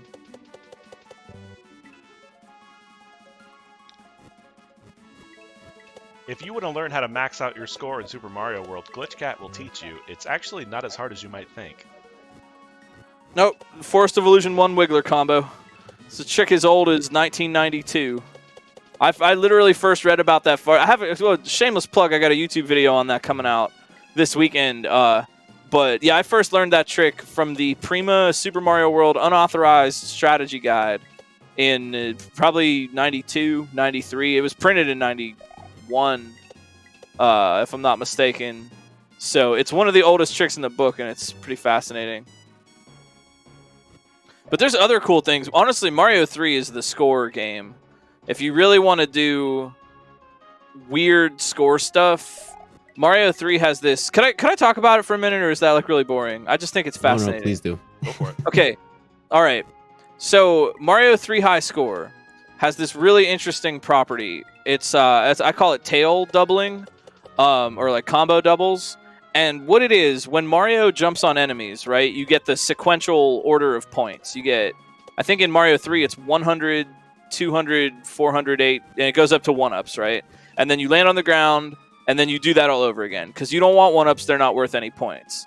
But what if I told you that you could get 8,000 points multiple times in one combo? That would increase the value of any combo substantially. Well, it turns out that in Mario 3, the point value that you're scoring when you kill an enemy with your tail by smacking it, that value is always locked at at your bounce combo plus 1 value. So let's say you bounce on some enemies and you just got 4,000 points. Until you touch the ground or touch another enemy, every single thing you smack with your tail is going to be worth 8,000 points. And you can use that to get ridiculously high scores beyond what you would be able to get even if you just killed every enemy and got everything in an optimal way. And that's tail doubling. It's real cool and fun. Mario World doesn't... It has its own version of that, which is more broken. And that's it. That's the story.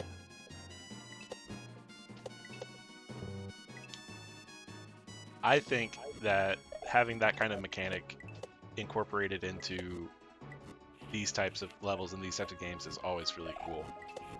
So if you're wanting to learn Mario 3, you now have one more thing to add to your arsenal.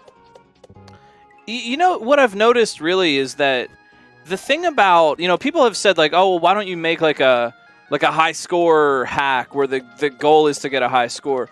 And you know what, honestly, you're making a puzzle hack at that point. That's kind of what South Point Hotel is. The solutions to the puzzles are action sequences, and you do action things, skillfully with timing or whatever. But it's a puzzle. It's a puzzle to figure out, okay, how do I get 100 points from this? Where do I put this thing? And if someone were to make a hack where you have to get a high score, what you're really designing are like puzzle situations for the player to figure out how they do that. Because the thing about Mario World is different in that you can set things down. Mario 3, you can't do that. So in order to move a Koopa, you either have to hit it with your shell or you have to carry it and let it respawn while Mario is off the top of the screen so it doesn't hurt you. So, like, it might be harder than it seems because you're not really making an action hack. You're making a puzzle. And then the player has to solve the puzzle and then get to do the cool action thing. And I think that's why it's been lagged behind a little bit, because there's, even when you make something cool like South Point Hotel, it still is, it's puzzly. And not that that's bad, but just that it misses the mark of the really exciting flow action that we all have come to know and love.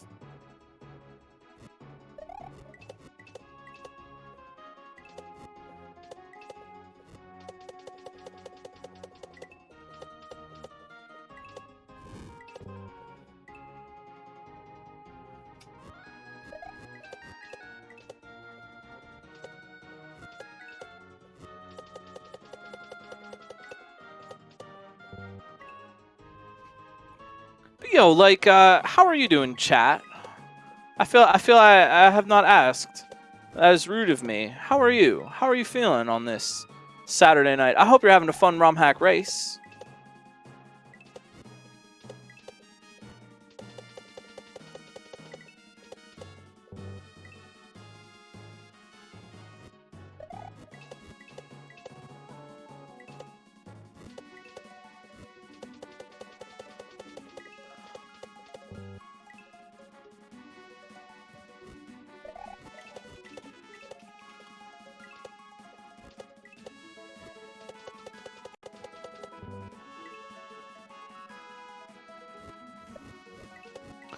thanks so much again for dropping by. Y'all are very kind and cool.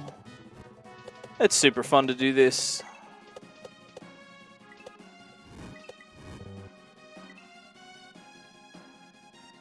Definitely, again, check out. Go hit up Valdio with some follows. Drop a follow, drop a sub, and hit up the racers as well. There are so many really cool Kaizo players.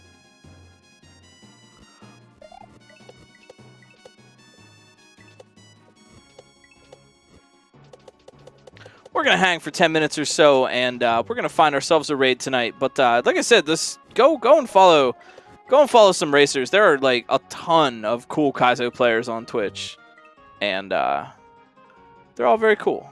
I don't know, you got cool players playing cool stuff. It's pretty cool. Did 2 job apps? Proud of you. Good job. Good job.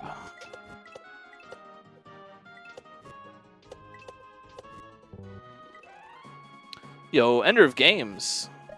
Yeah, yo, thank you. Check out the leaderboard. So did we... Hang on, I didn't even get to see. Oh, wow. Okay, we did have to retime. So, yeah, Louis Duce tonight, 551, Revelug, 643, Quiet Mason, 650. Wow, I'm loving this leaderboard right now. They're just, like, seconds apart. Great job from everybody.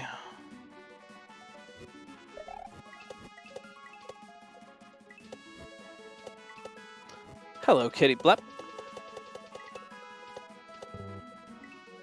Yeah. Valdio, there's something about your levels that just makes life for us restreamers and scouts just a little bit sweatier. Yeah, you know, believe it or not, that's why I added signs at the beginning of every room. Because I remember in Drums Moving Castle, it was like difficult to know who was ahead, depending on, because all the rooms look the same. So yeah, that's a very helpful thing. Even with even with commentary, to just be able to quickly look and see who's on what room.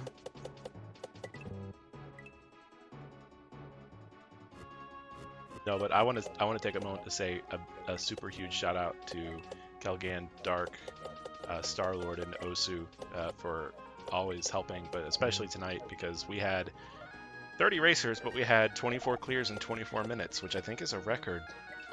That is intense. might have been a little bit too easy. Well, you got one in what, 2 weeks? 3 weeks? You got some time. You can put some more meat behind that one. Yeah, exactly. The further you go, the more difficult it's gonna get. You know, I would, and I you obviously make whatever you want. I would be interested to see your take on a really hard level.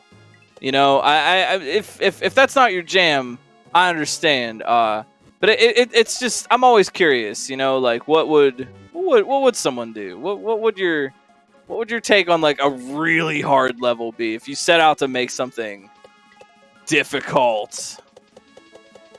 Because I know we've got like Sabor World in the past.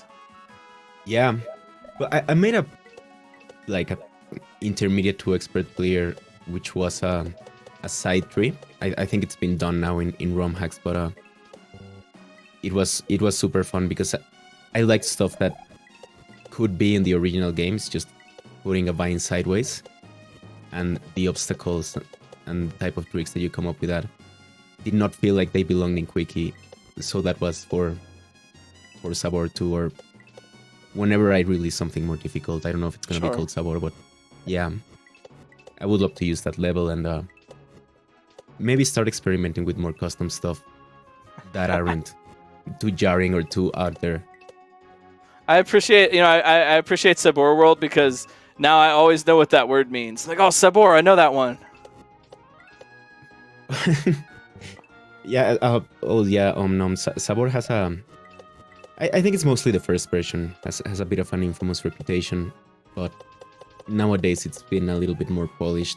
Still difficult, but nowhere near.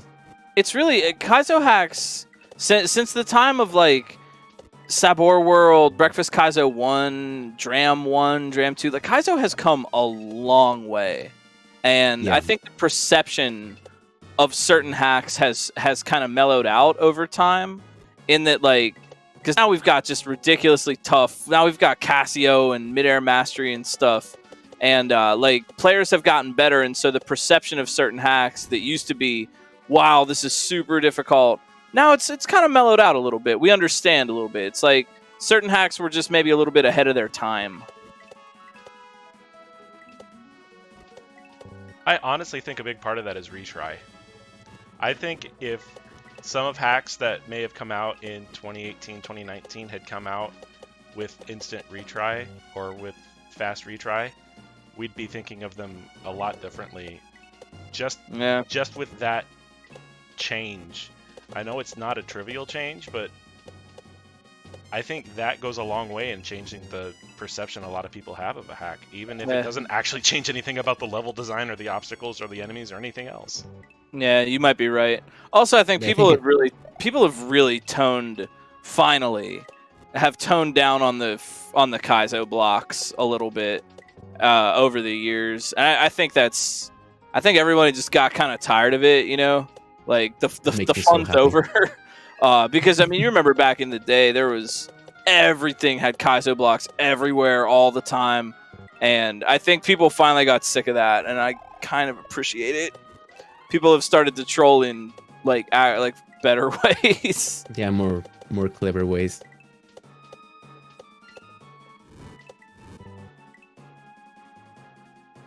But yeah, I think the retry system really affects the enjoyment I have on a Romhack for sure. On if I want to keep trying a level, because it's so fast to just give it another go that you get stuck trying and without the fast retry. Yeah, not the same. And but I do remember. I mean, it's really honestly, it's pure math. Like if you have to go back to the overworld and go back into the level, that takes you call it 15 seconds. If you play for an hour or 2 hours, you end up wasting hours, like literal hours of playtime, just going back to the overworld and going back in again. Like it's not practical. Like honestly. Believe it or not, at first I wasn't a fan of the retry system because I kept thinking, well, that makes deaths not very significant in a speedrun sense. But it really doesn't change that much. But that was my reasoning behind not putting retry system in the first version of Sabor, and I think was also Barb's reasoning for not putting the retry system in Grand Prix World 1. We just wanted, well, one, for players to appreciate the overworld, and second, to have deaths be more costly in a speedrun context. Yeah, that makes sense. I think we've learned that. I think like as Kaizo's gone on and stuff has gotten even more difficult, it's kind of we've learned like how to balance that. You know what I mean? Like, yeah, how to design in good deaths instead of just punishing every death in that way. And too, people have done cool things with overworlds now, like Luminescent. You can like fast travel to levels and all the stuff that like Yump and Jump did with overworlds. Like, you know, like there have become other ways to get people into your overworld without just killing them and sending them back there. I think honestly, it's really just like I think we've just evolved. You know what I mean? Like we've learned more and we've all gotten better and just kind of evolved the meta.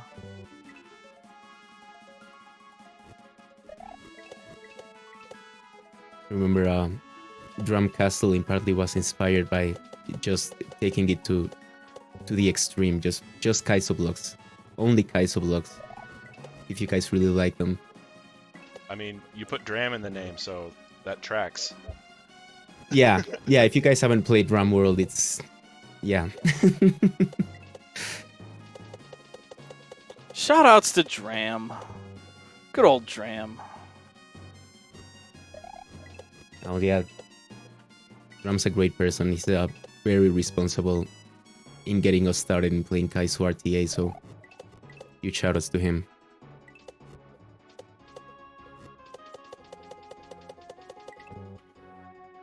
Before Drums run a GDQ, I used to think Kaizo was not a thing that was humanly possible, or at least not in a GDQ. Yeah, I remember when I learned Kaizo 1. I didn't have an SD to SNES. I had a cartridge, like a homebrew cartridge of it, and it only had 5 lives. So I started a 2-player game, and gave Luigi Mario lives so that I could have 9 lives per run. And then I watched Smart. Dram's GDQ run to learn, so he would commentate, and so I could actually learn the strats. And that's how I learned to beat Kaizo 1. Yeah.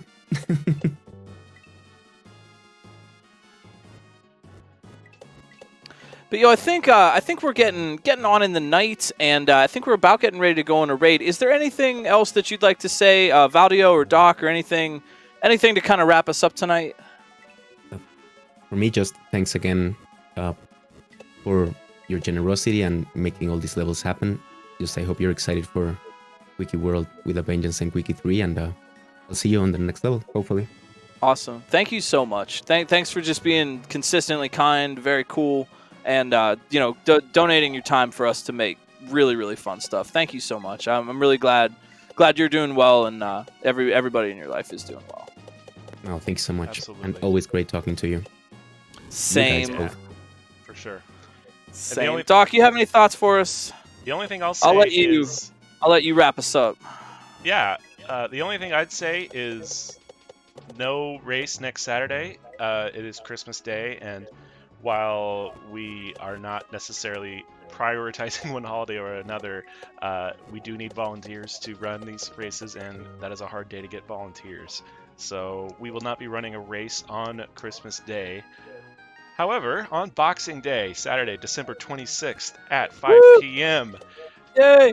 you voted which of our top levels you wanted to race in a special one-off Boxing Day throwdown. And so we are going to put together the little special surprise. We'll tell you how many levels there are going to be and roughly how difficult it'll all be in one package. We've talked a bit about Dram's Moving Castle. That may or may not be on the list of levels we'll be racing next Sunday. Also, can I say, I'm honored. Thanks for voting my Romhack race level in on the sheet. I even if it doesn't make it into the main event, thanks. I appreciate that. I was really I was pleasantly surprised to see my level there. We had some great callbacks, some great throwbacks to some of the. We've been doing this thing. I can't believe I'm going to say this. We've been doing this thing for 3 years now. Yeah. You believe that, Valdio? We've been doing this for 3 years. Yeah, that's crazy. I remember when you guys were talking about the beginnings at the GDQ where Quickie was run, and to me it's crazy to think that it's been 100 levels since my last race level. I was expecting it to be like 100. Just time flies. It does. But we've got levels going all the way back to the first 10 weeks that we've been voting on. We're going to tally up the votes. We're going to pick some levels to race next Sunday. Everyone's invited to join us. Ender says Ender voted for your level glitch because it was the only one they couldn't beat. Understandable. I think it was the first time that gimmick got used. Decula found it, and then I made a level out of it. I really love it because it's all vanilla. That's silly. And it's not been seen. That was a silly one. There are a few tech things that I can think off the top of my head that are tied directly to Romhack race levels. Yours being one of them. The other one being third wall finding the double bonsai hit. Oh yeah, that's worked its way into some levels too recently. I used that in my 72-hour Kaizo level even. Yeah, which is also a vanilla tech. That's a nice bit of tech if you can set it up right. Yeah. But be on the lookout. We'll let people know soon because we have to put those levels together. We have to go dig them out of the archive and make sure they are all clean. Get all the dust off them and stuff. But we'll let everyone know roughly how many levels to expect. And then be on the lookout for sign up for Boxing Day, hopefully in the next couple of days. Woo! And that is all I have for me. Oh, and don't forget, we got a special present for everyone on Boxing Day as well. That's so exciting. And I will say, thank you so much. I will say that this is something we've been asked for a lot, and if you are a creator, you're going to be really excited about this. That's all I'll say. Very cool. Looking forward to it. Well, thanks so much. Honestly, thank you, Doc. You do so much for us, and I just want to personally say thanks. It is truly one of the honors I have to be able to do this for the community and for all y'all, and have a chance to sit here and push buttons and make people's Marios go over the internet for them. Heck yeah. I think we're ready to raid, though, whenever you want to sign us off, Glitch. Yo, well, thank you so much, everybody, for hanging out. We are going to raid tonight. Don't forget, again, follow the Racers. Go find a new friend. There are so many cool Kaizo people on Twitch. Drop a follow for us if you want to come back again for Boxing Day. Thanks for hanging out. You know, I know you matter. Your thoughts matter. Your heart matters. Your feelings matter. You matter to other people in your lives. You matter to us as human beings. You matter to the internet's #1 Longboy Ferd, of course. And the people that matter to you in your lives would love to hear from you about that. We know Black Lives Matter. LGBTQIA+ lives matter. Indigenous lives matter. Disabled lives matter. You too. I hope to see you around again. My friends, my stream I will be on tomorrow night. I've just been taking a little bit of time to sit and paint by myself. And I will see you all around Twitch. I will see you tomorrow night, and I hope to catch all of you around here on Romhack Races again. Thank you so much for hanging out. I will see you next time.